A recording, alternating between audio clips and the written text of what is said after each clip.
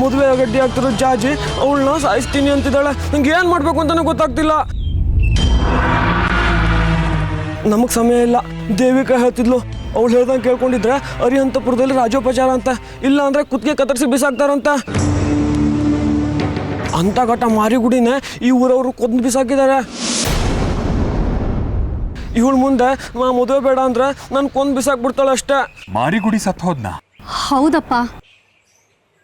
ಒಳ್ಳೇದಾಯ್ತು. ಅವನು ಮಾಡಿದ ಪಾಪಕ್ಕೆ ಅಮ್ಮನವರೇ ಪಾಠ ಕಲಿಸಿದ್ರು. ಹೋಗ್ಲಿ ಬಿಡಿಯಪ್ಪ, ಅಂತ ದುಷ್ಟ ನೆನೆಸ್ಕೊಂಡ್ರೆ ನಮ್ಗೆ ಪಾಪ ಸುತ್ಕೊಳತ್ತೆ. ಬಂಗಾರಿ, ನೀನ್ ಮದ್ವೆ ಆಗಕ್ಕೆ ಒಪ್ಕೊಳ್ಳಿಲ್ಲ ಅಂದ್ರೆ ನಿನಗೂ ಆಪತ್ತು, ನನ್ನ ಜೀವಕ್ಕೂ ಆಪತ್ತು. ಆ ದೇವಿಕಾ ಏನ್ ಮಾಡೋದಕ್ಕೂ ಹೇಸೋಳಲ್ಲ. ಅವಳನ್ನೇನಾದ್ರು ಮದುವೆ ಆದ್ರೆ ಪ್ರತಿದಿನ ನನಗೆ ಸಾವೇ. ದಿನ ನಾನು ಸತ್ತು ಬದುಕಬೇಕು ಅಷ್ಟೇ. ನಾನು ಇದರಿಂದ ಹೇಗೆ ತಪ್ಪಿಸ್ಕೊಳ್ಳೋದು? ಏನಾದರೂ ಮಾಡಿ.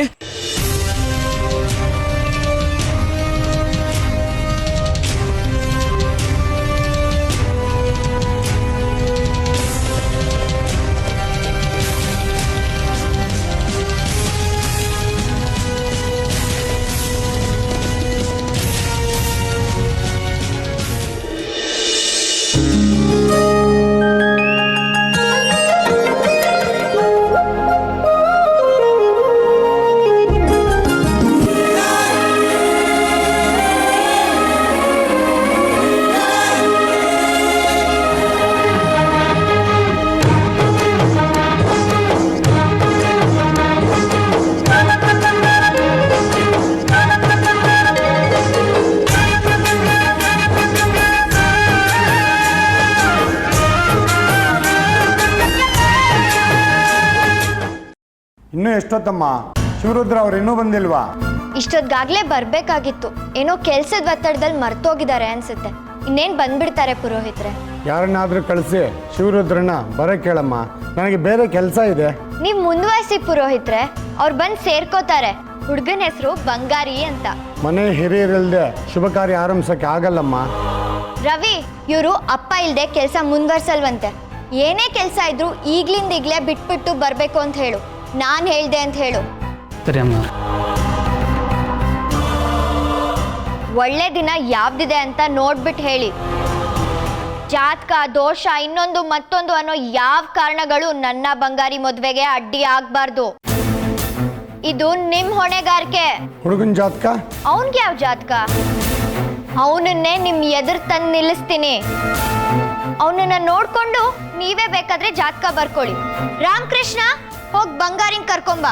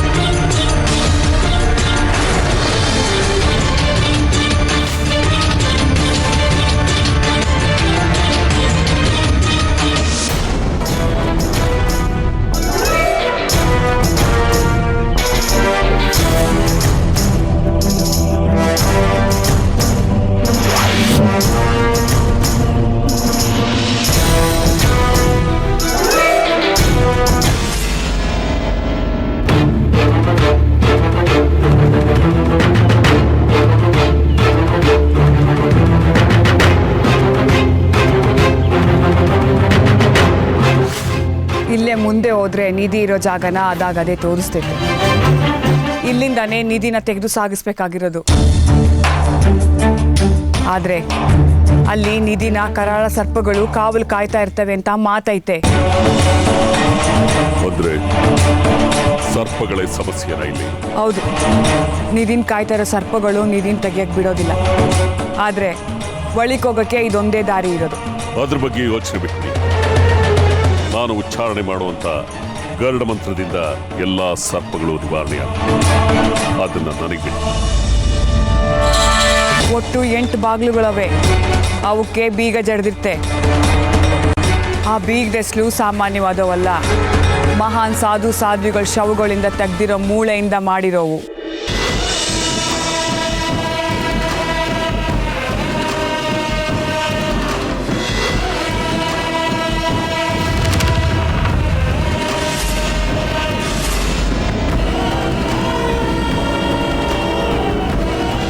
ಆ 8 ಬೀಗ್ ದೆಸ್ಲುಗಳು ನಂತವೇ ಐತೆ. ಆ ನಿಧಿ ನಮ್ಮ ಕೈವಸ ಆಗಬೇಕು ಅಂದರೆ ಆ ಬೀಗ್ ದೆಸ್ಲಿಂದಾನೇ ಬೀಗ ತೆಗಿಬೇಕು.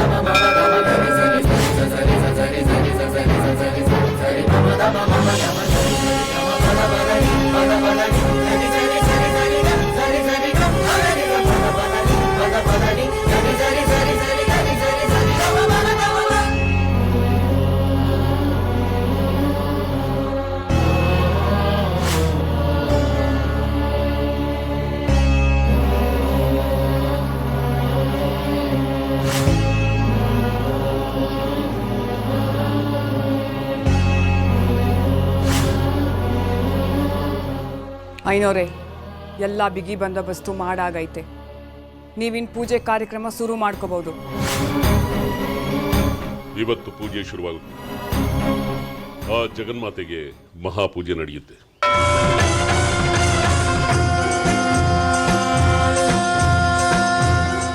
ನಂತರ ಗರುಡ ಮಂತ್ರ ಉಚ್ಚಾರಣೆ ಮಾಡ್ತೀನಿ. ನಿಧಿ ತೆರವಾಗುತ್ತೆ.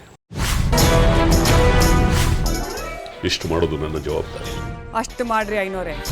ಕೆಲಸ ಮುಗಿದ್ಮೇಲೆ ನಿಮ್ಮ ವಿಗ್ರಹ ನಿಮ್ಮ ಕೈ ಸೇರ್ತದೆ. ಈ ವಿಷಯ ಯಾರಿಗೂ ಗೊತ್ತಾಗಬಾರ್ದು. ಅದರಲ್ಲಿ ನಿಮ್ಗೆ ಯಾವ ಸಂಶಯನೂ ಬೇಡ. ನೀವು ಹೇಳ್ದಾಗೆ ಆಗುತ್ತೆ. ನಮ್ಮ ಜೊತೆ ಕಡ್ಕಿ ಇದ್ದಾರೆ. ಅವನ ಶಕ್ತಿಗೆ ಸರಿಸಾಟಿ ಬೇರೆ ಯಾರೂ ಇಲ್ಲ.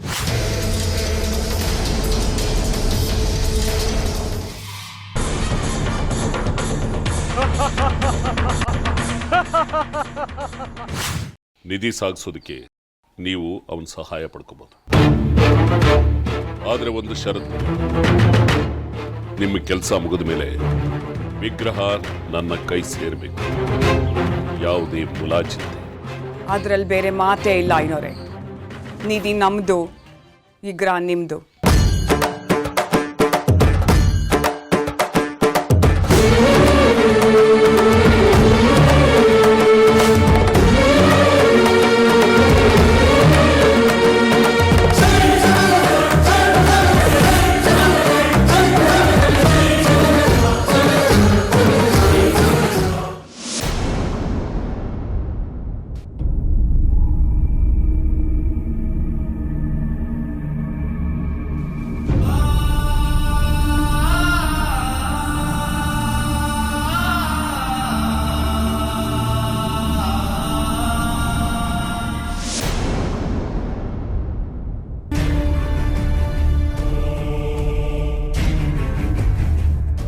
ಎಷ್ಟೇ ಧೈರ್ಯ ನಿನ್ಗೆ? ನನ್ನ ಎದ್ರೆ ದನಿ ಎತ್ ಮಾತಾಡ್ತೀಯಾ? ನನ್ನ ಎದ್ರೆ ಬಂಗಾರಿನ ಕೈ ಹಿಡ್ಕೊಂಡು ಕರ್ಕೊಂಡು ಹೋಗ್ತೀಯಾ? ಇನ್ನೊಂದ್ಸತಿ ದೇವಿಕನ್ ಹೆಸರು ಕೇಳಿದ್ರೇನೆ ಚಳಿ ಜ್ವರ ಬರ್ಬೇಕು. ಹಾಗ್ ಮಾಡ್ತೀನಿ. ರಾಮಕೃಷ್ಣ!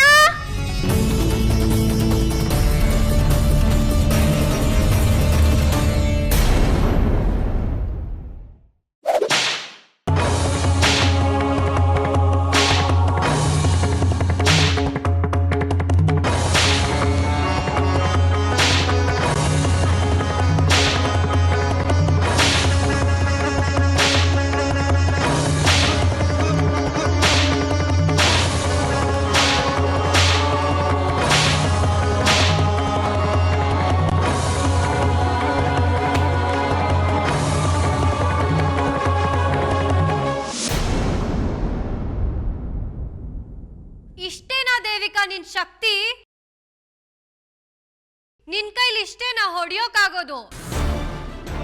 ಬರೀ ಮಾತಾಡಿದ್ರೆ ಸಾಕಾಗಲ್ಲ, ರಟ್ಟೆಲಿ ತಾಕತ್ತಿರ್ಬೇಕು.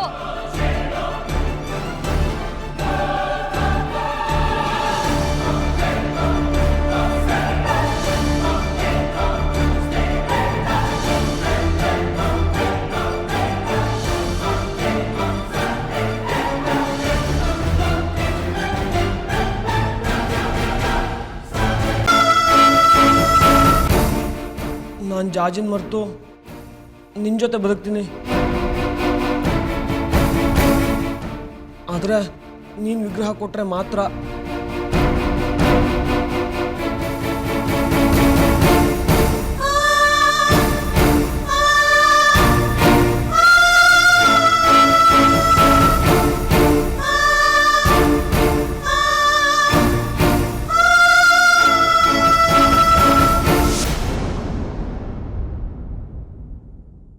ಏನ್ ನಡೀತಿದೆ ಇಲ್ಲಿ?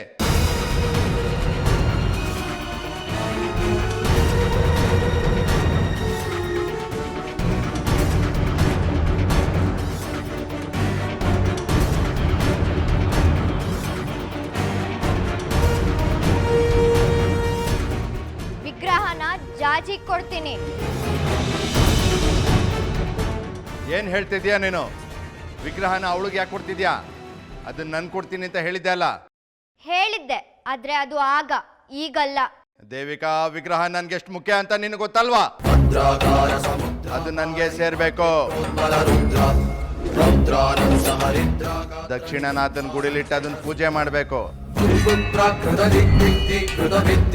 ಅದೊಂದು ದೊಡ್ಡ ಕತೆ, ದೊಡ್ಡ ವಿಷಯ. ನನಗೆ ಯಾವ ಕತೆನೂ ಬೇಕಿಲ್ಲ, ಯಾವ ವಿಷಯನೂ ಬೇಕಿಲ್ಲ ಅಪ್ಪ. ನನಗ್ ಬೇಕಾಗಿರೋದು ಬಂಗಾರಿ ಮಾತ್ರ. ಅದಕ್ಕೋಸ್ಕರ ನಾನು ಏನ್ ಬೇಕಾದ್ರೂ ಮಾಡ್ತೀನಿ.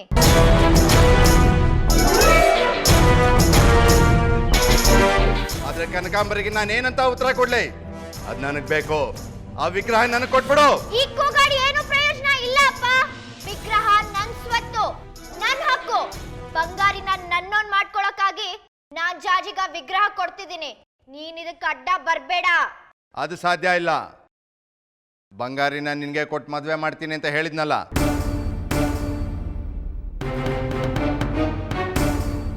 ಇದಕ್ಕೆ ಅವಳಪ್ಪಣೆ ಯಾಕೆ? ವಿಗ್ರಹನ ನನಗೆ ಕೊಡು. ನಿನ್ಗೆ ಬಂಗಾರಿಗೆ ಮದ್ವೆ ಮಾಡಿಸೋ ಜವಾಬ್ದಾರಿ ನಂದು. ಇಲ್ಲ ಅಪ್ಪ, ನಾನು ಇವಳಿಗೆ ಮಾತು ಕೊಟ್ಟಾಗಿದೆ. ವಿಗ್ರಹನ ಅವಳಿಗೆ ಕೊಡ್ತೀನಿ. ನಿನಗ್ ಬೇಕಾದ್ರೆ ವಿಗ್ರಹನ ಅವಳ ಹತ್ರನೇ ತಗೋ. ಕೊಡಲ್ಲ ಅಂದ್ರೆ ಕಿತ್ಕೋ. ಅದಕ್ಕೂ ನನಗೂ ಸಂಬಂಧ ಇಲ್ಲ.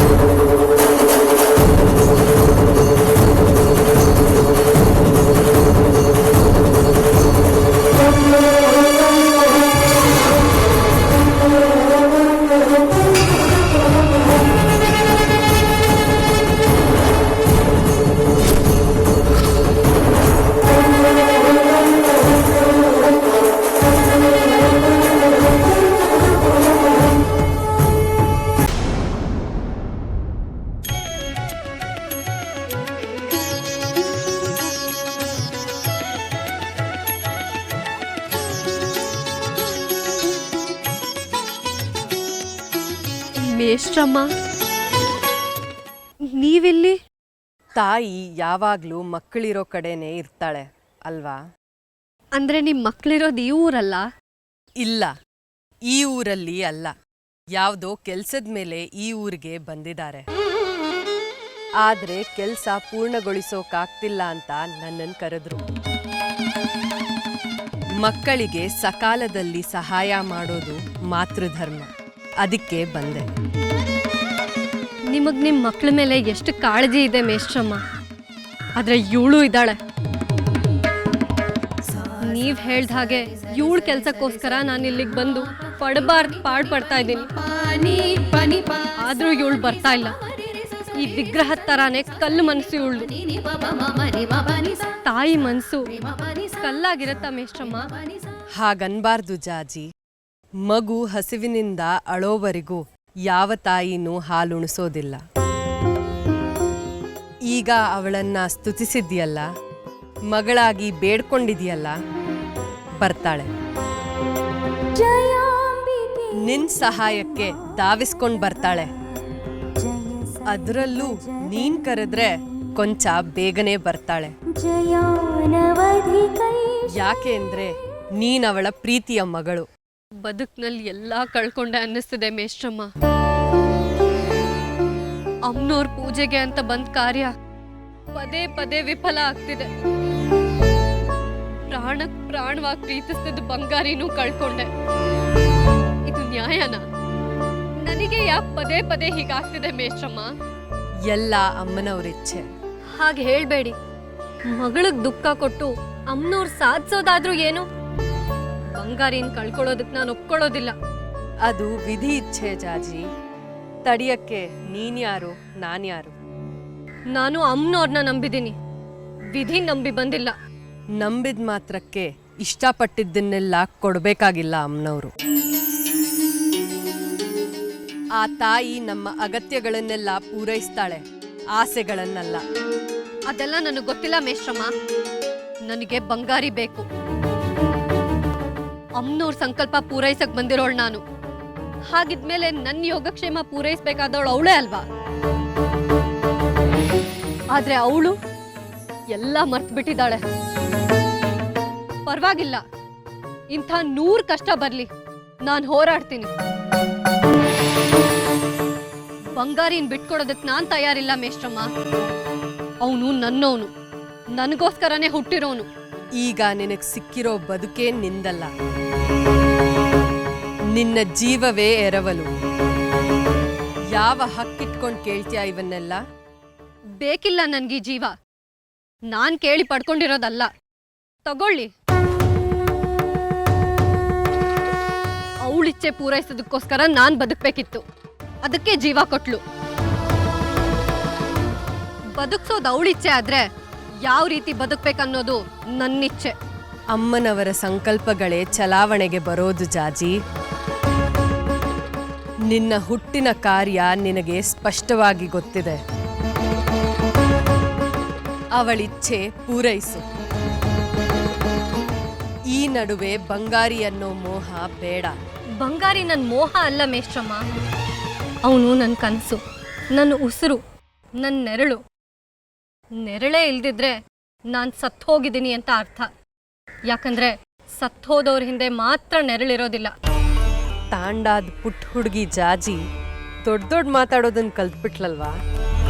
ಬದುಕು ದೊಡ್ಡ ಪಾಠಶಾಲೆ ಅಲ್ವಾ ಮೇಷ್ಟ್ರಮ್ಮ? ಆದರೂ ಆ ಪಾಠಶಾಲೆಯಲ್ಲಿ ಇರುವ ಮನುಷ್ಯನಿಗೆ ತನ್ನ ದುರಾಸೆಗಳನ್ನ ಮೀರಲಾಗಲಿಲ್ಲ. ಹಸಿವಾದಾಗ ಊಟ ಕೊಡು ಅಂತ ಕೇಳ್ತಾನೆ. ಊಟ ಕೊಟ್ರೆ ರುಚಿ ಬೇಕು ಅಂತಾನೆ. ಇದು ಮನುಷ್ಯರ ಹಣೆಬರಹ. ನಂಗೆ ವೇದಾಂತ ಎಲ್ಲ ಬೇಡ ಮೇಷ್ಟ್ರಮ್ಮ. ನಂಗೆ ಬಂಗಾರಿ ಬೇಕು. ನಾನಿಲ್ಲಿಗೆ ಬಂದ ಸಂಕಲ್ಪ ನೆರವೇರ್ಬೇಕು. ಆದ್ರೆ ನನಗೆ ಒಂದು ಅರ್ಥ ಆಗ್ಲಿಲ್ಲ. ಅಷ್ಟೆಲ್ಲ ಹುಡುಕ್ದಾಗ ಸಿಗದೆ ಇದ್ದಿದ್ ಸುಂದ್ರಮ್ಮ ಈಗ ಹೇಗ್ ಸಿಕ್ಕಿದ್ಲು? ಸುಂದ್ರಮ್ಮ ಅಲ್ಲಿಲ್ಲ ಅಂತ ನಂಬ್ಕೊಂಡು ದೇವಿಕಾ ಜೊತೆ ಒಪ್ಪಂದ ಮಾಡ್ಕೊಂಡು ಬಂಗಾರಿನ ಕಳ್ಕೊಂಡ್ಬಿಟ್ಟೆ. ಕಣ್ಣಿಗೆ ಕಂಡಿದ್ದೆಲ್ಲ ಸತ್ಯ ಅಲ್ಲ ಜಾಜಿ. ಆಗ ವಿಗ್ರಹ ಇರಲಿಲ್ಲ. ಈಗ ವಿಗ್ರಹ ಹೇಗೆ ಬಂತು ಅನ್ನೋ ನಿನ್ನ ಪ್ರಶ್ನೆಗೆ ಉತ್ತರಿಸಲು ಇದು ಸಕಾಲವಲ್ಲ.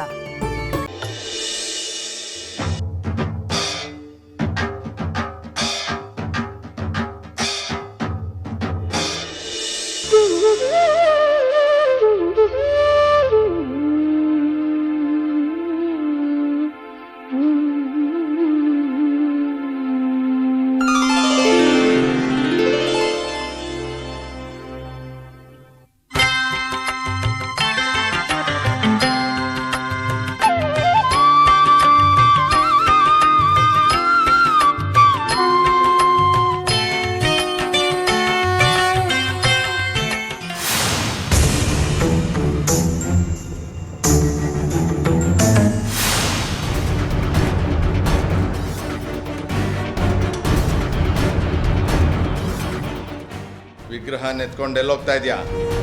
ಅದೇ ನಿಮ್ಮ ಅಪ್ಪನ ಮನೆ ಆಸ್ತಿ ಅನ್ಕೊಂಡ್ಯಾ? ನಮ್ಮಪ್ಪನ ಮನೆ ಆಸ್ತಿ ಅಲ್ಲ ಸರಿ, ನಿಮ್ಮಪ್ಪಂದ.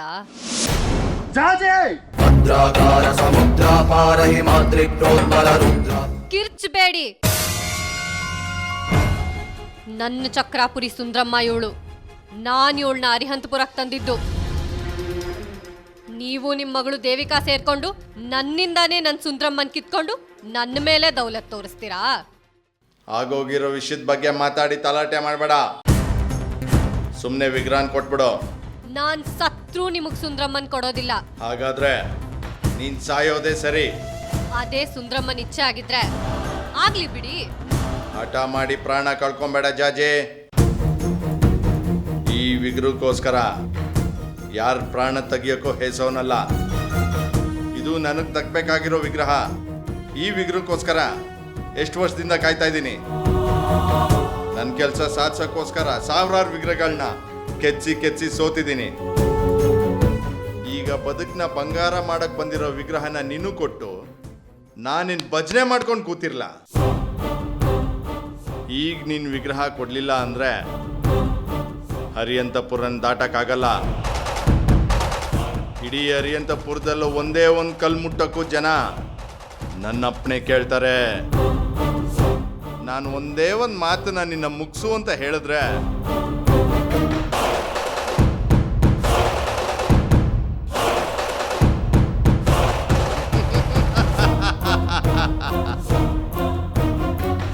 ಹೀಗೇಳೋ, ವಿಗ್ರಹನ್ ಕೊಟ್ಟು ಉಳ್ಕೊಂತೀಯಾ ಇಲ್ಲ ಸಾಯ್ತೀಯಾ?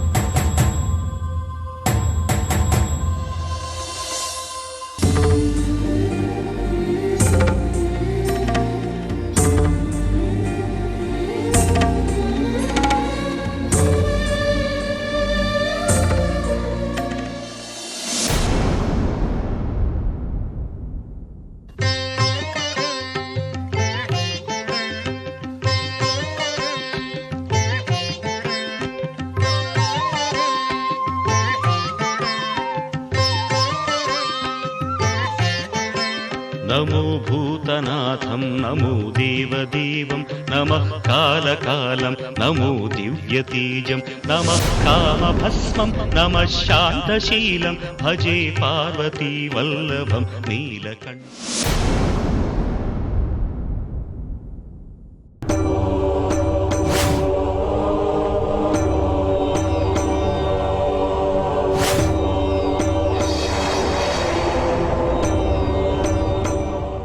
ಏನ್ ಮಾಡ್ತಾ ಇದ್ದೀರಾ ಐನೋರೆ? ತಡ ಮಾಡ್ಬೇಡ್ರಿ, ಪೂಜೆ ಆರಂಭ ಮಾಡ್ರಿ. ಸಾಕು ನಿಲ್ಸಿ ಕನಕಾಂಬರಿ ಅವರೇ.